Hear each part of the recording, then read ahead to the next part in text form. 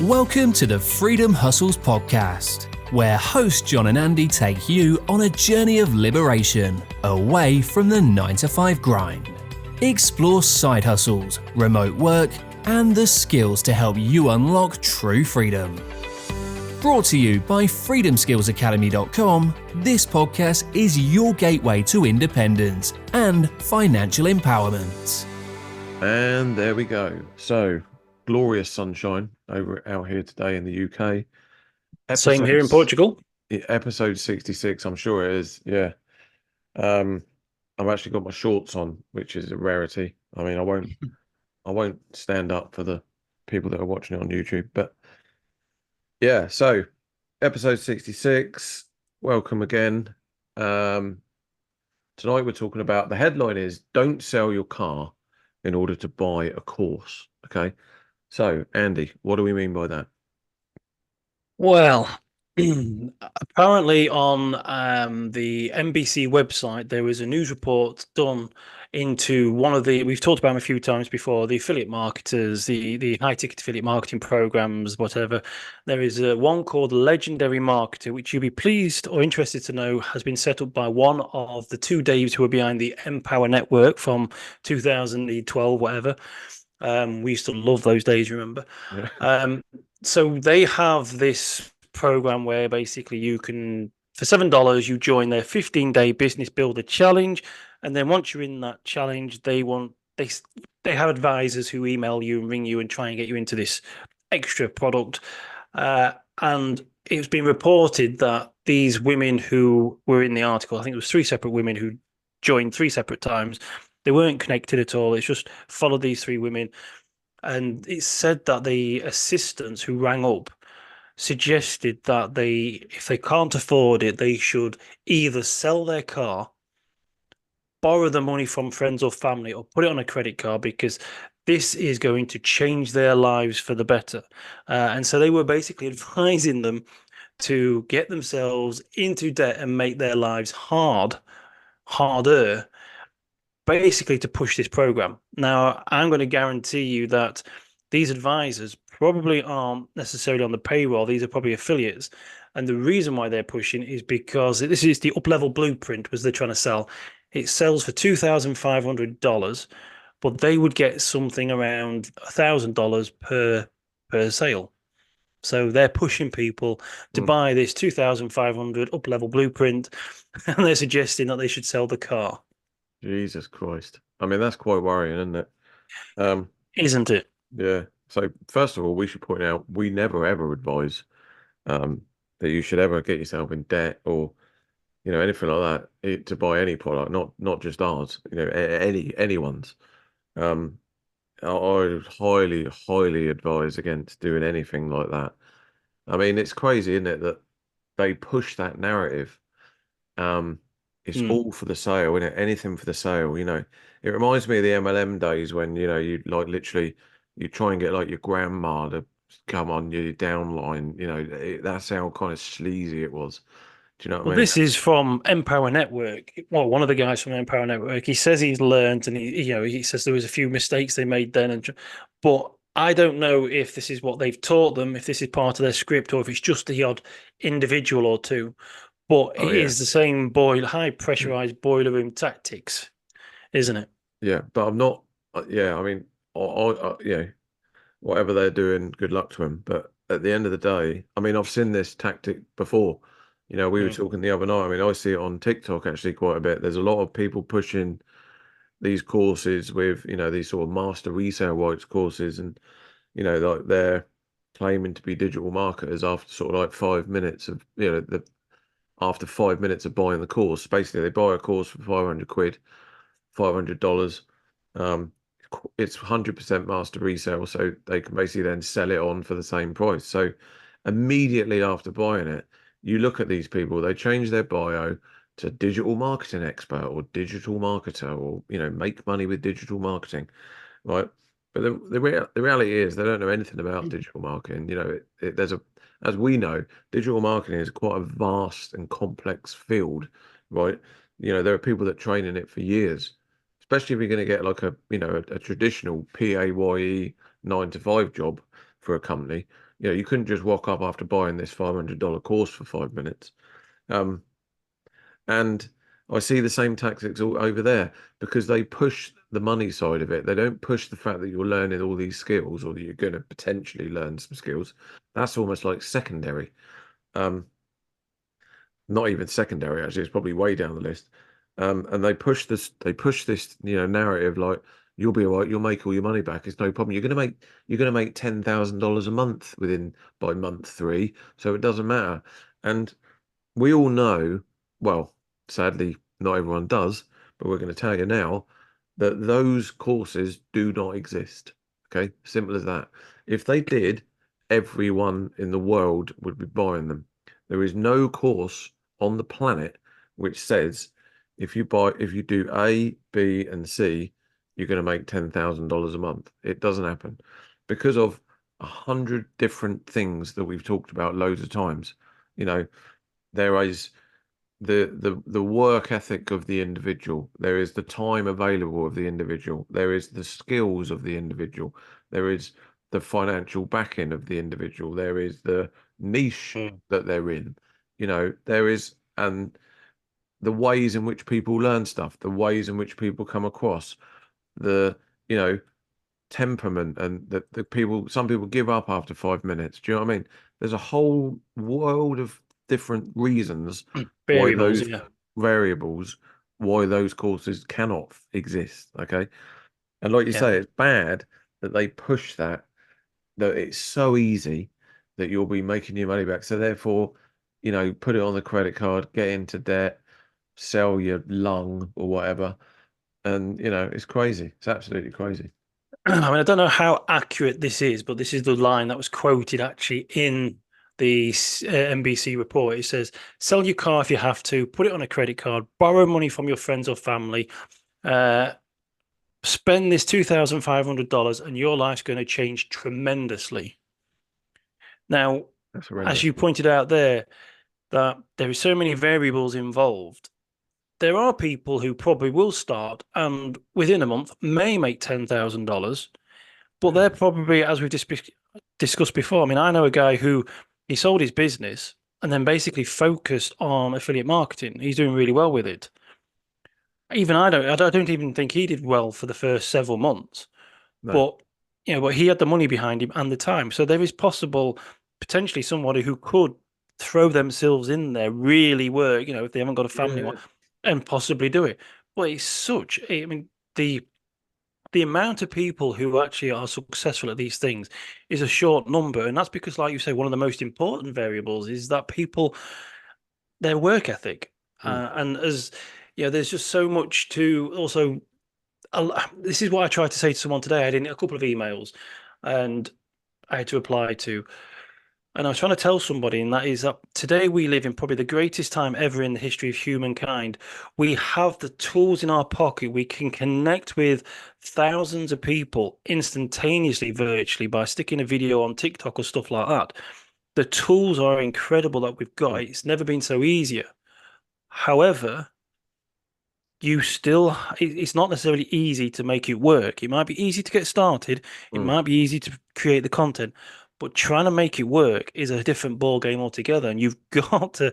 There's a lot more to it than just sticking a couple of videos on Facebook Reels, and then that's it. You're suddenly making 10 grand.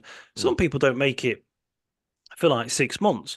They might not make their first sale for 6 months, and that's because they're learning the ropes. It's like boxing or some form of martial art. We can all throw a punch. You can all, see how to, learn how to kick a punch bag and punch a punch bag. But going into the ring and trying to fight somebody who's been doing it for years is a whole different game altogether. It is. It is completely different. And I've got a couple of examples of that to share.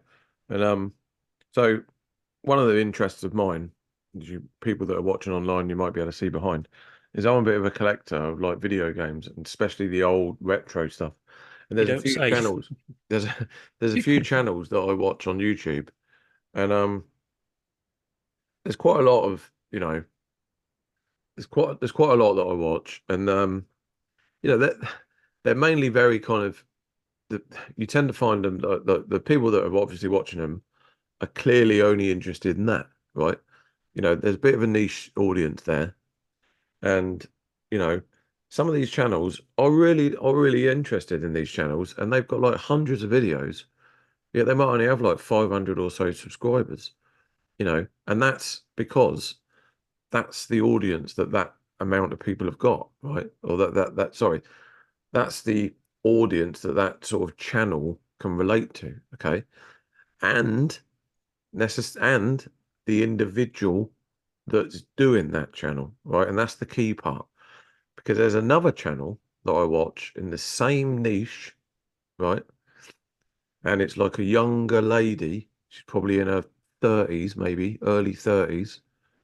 And she started doing the same thing. She posted 2 videos, okay? And she blew up, and she's got like 10,000 subscribers already. Now, Yeah. obviously, people can read into that whatever they want, but there's a certain way in which one was portrayed, and there's a certain way in which the other one was delivered. Okay. Content is effectively the same thing. It's talking about old retro games. We have a little nerd out, we geek out over stuff. Yeah. Yet one all of a sudden went crazy and got like 10,000 views. Very nice, attractive thumbnail. Here's, this, that, and the other. Like I say, you read into whatever you want. And, that's the type of thing. And this is what I mean. Like when I see these digital marketing platform products being sold, these courses, master resale rights and stuff like that. I mean, I'll go into the comments sometimes and I look, and there was one on there and it was like, you know, when are you going to help me do this? And I haven't had any help setting this up. And, I thought I thought there was like an aftercare plan and we were going to talk it through. And it's literally like once that sale's done and that sale's made, quite often with them programs, they're moving on to the next one. Do you know what I mean? They've made You're left on your own. There's unlikely, because it's master resale rights, there's not going to be any refunds, I don't think. That might be wrong, by the way, but in some cases there won't be refunds, and that's it. And then you look at the individual that was asking for this particular help, and again, I'm not stereotyping at all here, and I know that some people of all ages and of all backgrounds can become successful, but she was quite an elderly lady, and I felt like thinking, is she going to stand there and do 3 TikTok videos a day? Is she going to write a blog post that's going to be, a minimum 1,000-word blog articles and do 3 of them a week? Is she going to be sharing on, Instagram stories and Facebook stories and, LinkedIn?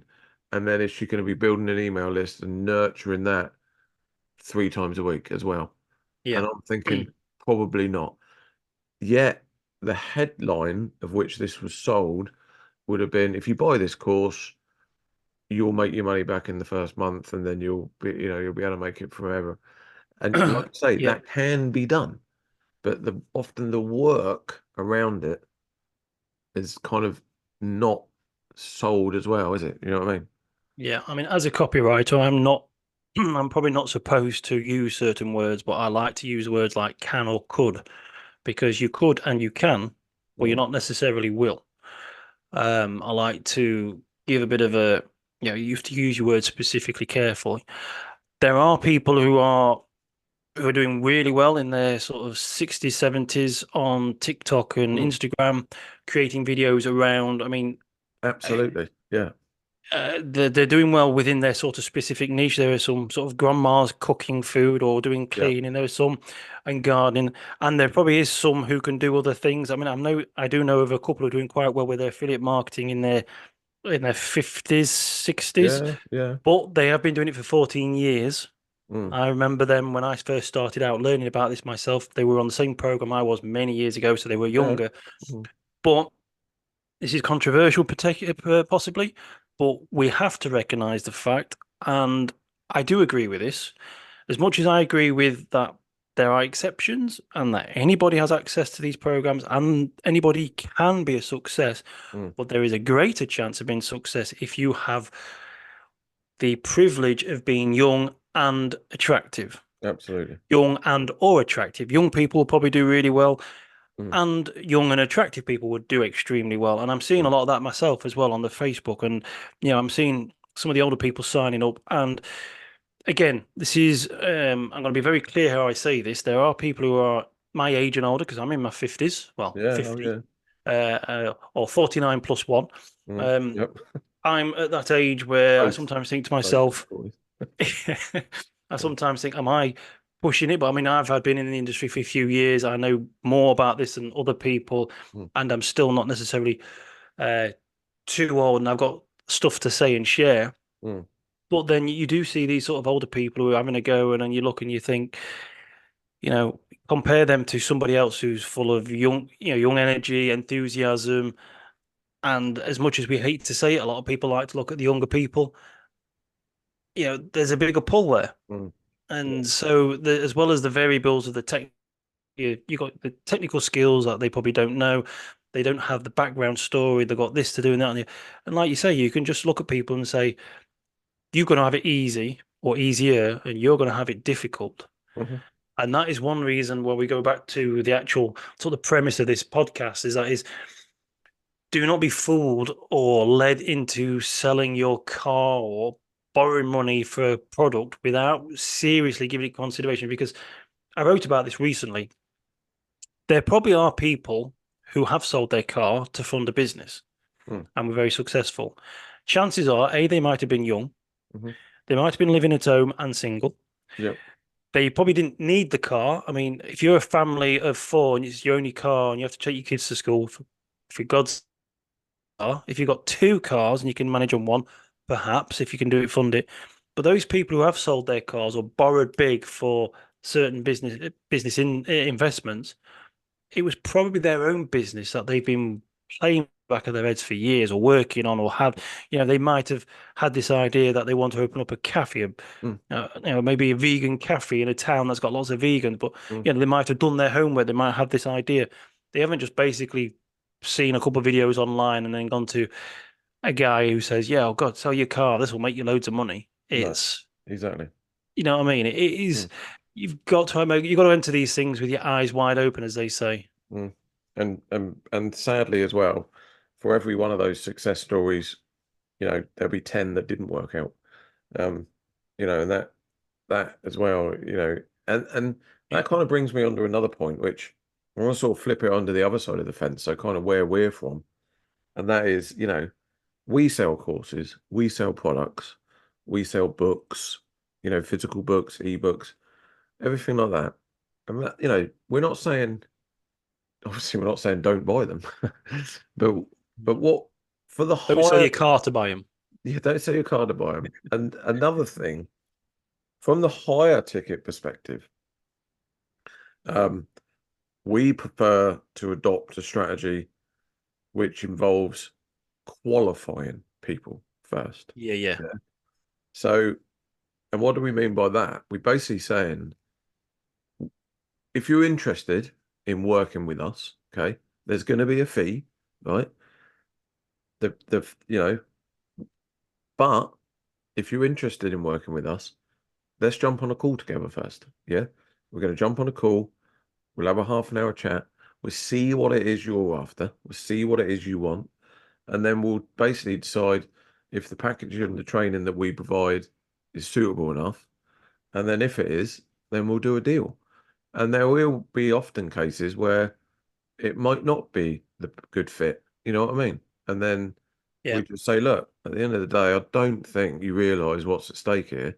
You're going to need to do this. You're going to need to make this video. You're going to need to make a website. We're going to help you with all of it, but you need to be doing this. If you don't think you're cut out to do it, then I suggest we probably, cut our ties now, and then maybe, we'll work on someone else in 6 months' time or whatever. But that's another kind of important part of it, isn't it? I'm going to talk from a bit of experience here, and that is I've worked for companies who have sold expensive products, done for you services or part done for you services and products, who their philosophy is they don't believe in telling people that they can't buy a product, and their philosophy is also that you have no idea what a person is capable of. So you can't really say, no, you can't have that because you're too old, or you can't do that because you're too old. However, my experience is working for that is that they have sold products to people who had no chance really of making it work. so they spent a lot of money. They were hoping that it was going to be done for them and it was going to be easy. That they didn't really know what was involved.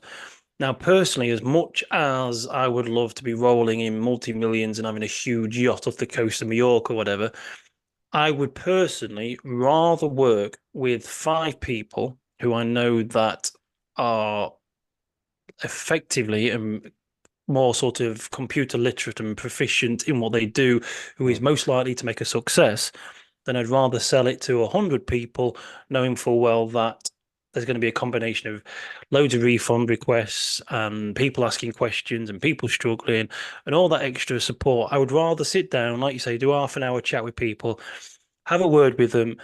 If somebody turns around and says, I mean, I've heard this before. If someone turns around and says, "Do you know what? It may not work, but I'm happy because I'm happy to learn. I've got the money. It's not a big issue to me, but I would love to see what you're doing." Then that's fine. Mm. Because I know that I remember one person who I know quite well. He actually sat someone down once and said, "You spent a lot of money with us, but you're not doing anything. You're coming to our seminars, but you're not actually doing what we told. I feel like I should stop selling things to you." And he says, "Well, no, because I enjoy coming to the seminars. I like to be in that room with all those people and I like to learn. It's Yeah. not about necessarily doing it." He wanted to buy that stuff. So there is those people who do. But for me, personally, I would rather sell to a lesser number of people who I know I can work with than have to trawl through all the tickets and the Yeah, exactly. problems Mm. and see people struggle. Do you Yeah. know what I mean?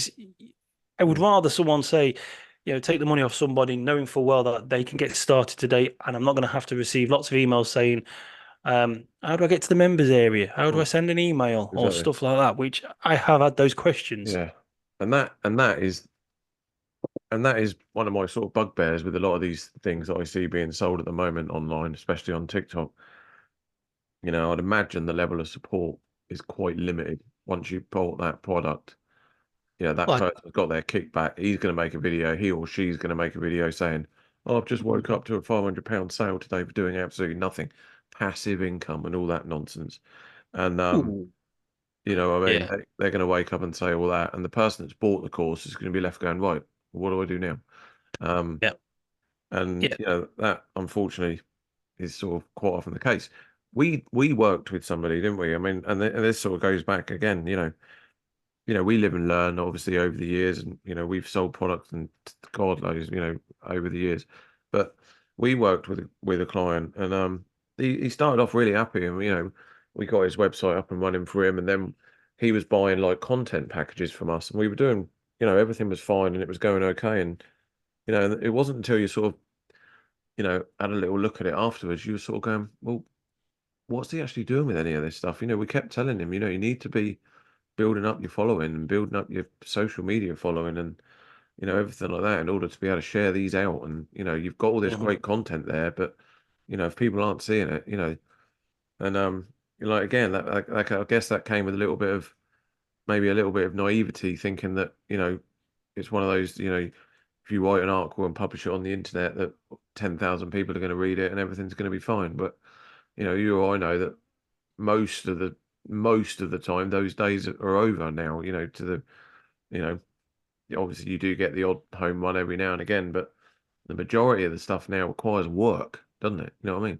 Absolutely. I mean, we did try to advise as best as we could. I mean, Mm. he wanted the packages, as you said, so we did it and did the work for him. But there's only so much that we can do Yeah. without other Mm. people getting involved. And going back to what a couple of things you just said there, we talked about this the other day. I mentioned a person. I'm not going to mention names, but it's somebody I'm in a group with. She had spent, I'm sure it was around 40,000 US dollars on some of these coaching programs, Mm. and she wasn't getting the support that she was hoping for and expecting. Mm. And I don't know the price. I don't know what, I mean, 40 grand is a lot. So I I'm, don't know I'm if there was, if I'm spending 40 grand, I want to be sat next to the person in his house for a month. yeah. You know what I mean? Going over it, literally. I can Let's remember build it people were together. paying, yeah, people were paying 10 grand for mastermind meetings where you actually Masterminds. met Yeah. with them like once a month for. Mm. So anyway, she'd spend around 40 grand and wasn't making any sales and wasn't getting the help and the support that was said. And so she's in this other program now and is making sort of Oh, sales good. and getting. Yeah, good. I get the feeling she's obviously not short of a few funds, but Well, yeah. yeah, I mean, then going back to something else you said as well, which was the passive income thing. I was only thinking about this today. This is something I'm going to try and do as a post or a video sometime. Now, passive income is where you earn money when you're doing nothing. Generally, most of the stuff that you're seeing online is semi-passive at best. At best. If you're, you might get a payment while you sat on the sofa at 10 o'clock at night watching telly with your partner. You might get a sale, or because they talk about this automated process. But the automated process is a given today online. It's the selling process because all the machine, we've got, you go through Stripe pay processes the payment, you deliver to the product. That's all automated. Virtually lots of things, but the traffic isn't. So if you're selling a product and saying, oh yeah, it's got this automated whatever, blah blah blah, but passive income, but you got to spend at least 2 hours, 3 hours a day creating videos, posts, and sticking them on every platform possible or whatever, and talking to people. There's nothing passive about that. No, That's not passive. I don't understand that term. It really annoys me when people use that term nowadays so freely. You know what I mean? There's probably only one or two situations where that is true, and that's like, I don't know, you pump all your money into like some sort of high investment portfolio, or maybe you buy houses and you let it mature every 10 years or something like that. When you're doing it like we're talking about, like, like selling products online, this, like you said, the shopping cart process is passive. You can be sat there, someone can go to your website and buy a product, right? But it took you 5 years to come up with the knowledge on A, how to make the product, A, how to build the website, build a following, nurture them via emails. Do you know what I mean? There's a whole, it's a completely ridiculous statement, and also it doesn't just, it will eventually stop. If you do nothing, if you just stop what you're doing, so will the income. Okay. The income will eventually dry out as well, because it's always evolving. Yeah. Yeah. I noticed a name. We had someone sign up on the email list today, and I recognized the name. And that is a new email list I set up. And they haven't found that email list without me having to put some posts or content out there. I've created that content, and they've come and found the email list through that content. So there's nothing passive about it. I mean, the Bob Proctor, I don't know if you remember him, he's now no longer with us, the guy from The Secret. He was talking about passive income. When he did passive income, he built up a cleaning business. And so he had other people cleaning the office for him. Then he had managers. So basically, his passive income was basically his whole business where everybody did all the work. And then he just got this slice of money dropping into his bank account every day. He set everything up. So there was quite a lot of work involved at the beginning. And then when it was actually passive, there was still work being done. It was all these other people doing it. Yeah, exactly. You know what I mean? So, like you said, there's very, very few passive incomes. I mean, back in the old days, you used to be able to throw a website up, use Google keywords, or use keywords, and get the traffic from Google and earn money. And that could be quite passive to a point, but those days have gone. Traffic generation. If you buy into a business, or you're doing a business where majority of the rest of the stuff is automated, but you still need to do the traffic generation, whether it's videos or posts, and it only takes 30 seconds to create a video or whatever, it's still not passive. It's work. Absolutely. Yeah, I mean, I had a blog post that used to make decent money for promoting Canva, okay, and it was great. And then all of a sudden, Canva just pulled the plug on that affiliate program, so that just stopped immediately. Do you know what I mean? So so then you've got to keep on. This is what I'm saying about, if you don't do anything, if you just stop what you're doing, so will the sources eventually in this game. Okay, obviously there are other ways in which you can do it. If you had enough money in investment and bonds and stocks and whatever, but we're not talking about that. We're talking about building online businesses, selling products online. Very, very few scenarios which are truly passive. I get it. I get what people are saying. They wake up in the morning, they made a load of sales, but how did you get to that point? That took 3 years, or that took 100 videos, and that is a lot of work. And that's what people don't realize. There's a lot of work that can often before you get to that stage. Yeah, it's not. Like you say, very, very little is passive. I mean, me and you will sit here, do these podcasts and videos, and we will actively encourage and be enthusiastic about how easy and simple a lot of the work is compared to what it was like 20 years ago. You know, now you can write a book on Google Docs, get it published as a PDF, stick it on Amazon. You've got a book published within a day or two, or on your website. You can set Stripe up. You can have that automate. The tools what we have and the things that we can create, like you creating that video the other week where you replied to somebody on TikTok, published it within 10 minutes, and then all of a sudden, you know, you had 12,000 views. You would have had to pay to have an advert stuck in a newspaper or sent through the mail to get 12,000 people to see it. The tools we have and everything that we do or can do is incredibly simple and easy. It's wonderful. However, we are still going to tell you that there is work to be done, and it can be quite a lot of work. Like you said, I read today, was it Mr. Beast? Do you know the name of the YouTuber, Mr. Beast? YouTube, He didn't actually start seeing traction until he had published at least 100 videos to YouTube. Yeah. You know what I mean? That's what you said. 100 videos is a lot of work. Yeah. He didn't just post one and suddenly that was it. Ka-ching. He was watching money drop into his bank account. Exactly. Yeah. They're not all like that. That woman that does the retro channel, who posted 2 videos and then hit the jackpot. But like I say, I'll let you be the judge of the reason why. But anyway. Yeah. Yeah, we should probably leave it there then. Okay, that was a good chat. Yeah, so, you know, closing thought is don't be doing anything stupid to go and buy a course for 500 quid or however much it is.